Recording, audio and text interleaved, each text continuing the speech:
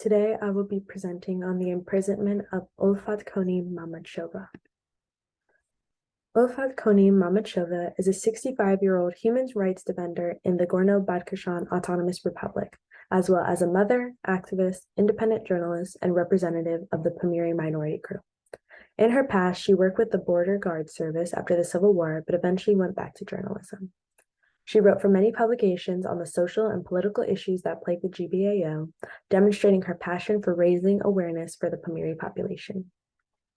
She is a highly respected member of the community and founder of the NGO Nomos Ba Insub, which translates to dignity and justice and focuses on supporting children and women's rights. Mamadshoeva's peace-loving personality, as well as continuously being described as gentle, kind, and intelligent, allows her to be seen as a symbol of peace in the region, making her incarceration a genuine expression of the corruption and prevention of justice in Tajikistan.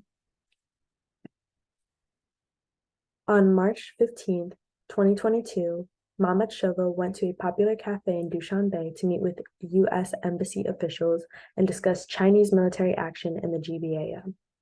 The meeting between Mamadshoeva and the embassy was brief, but still caused Tajik officials to accuse her of organizing the arrest and that she had urged for a coup.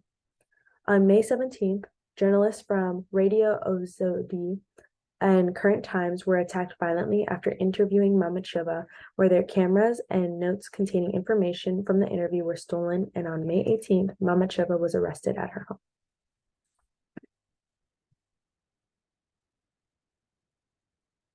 A film produced by a Tajik-owned company called Failure of the Conspiracy was released to the public, showing Mamadshoeva and her ex-husband, who was previously arrested, Kolbashev's confession to leading and encouraging the demonstration. In the film, it also states that in order to undermine the nation, she was given foreign funding, but the U.S. Embassy has already denied these claims. Mamadshoeva spoke to the camera saying, "I was aware of the events in the GBAO towns of Krog and Rushan, in advance, and was also involved in organizing them. I now regret what I have done."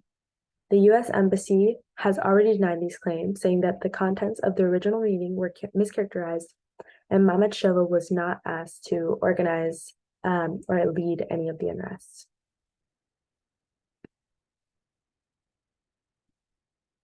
Here are clips from the documentary of her confession.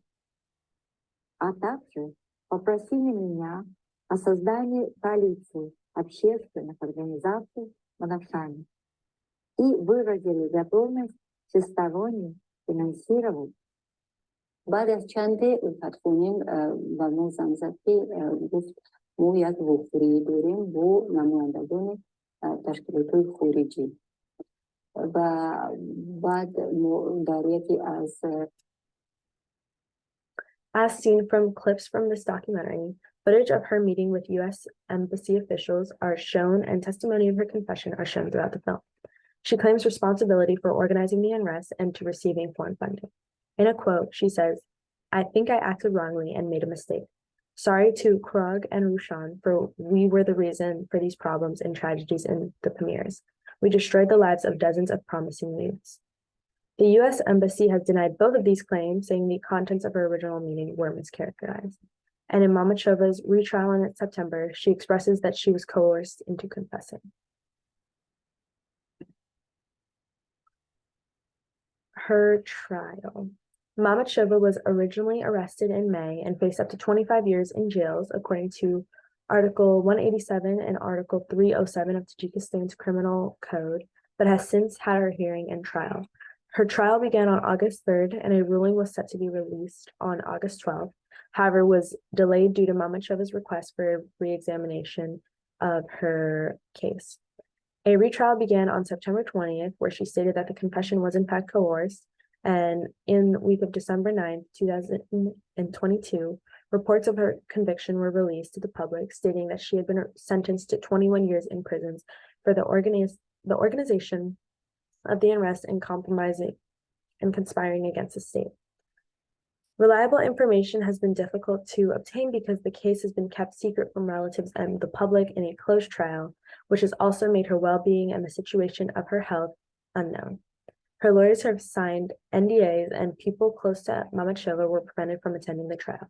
She was also sentenced with her brother, Khusrand Mamadshoeva, who was given an 18-year sentence, and 4 other activists were also sentenced.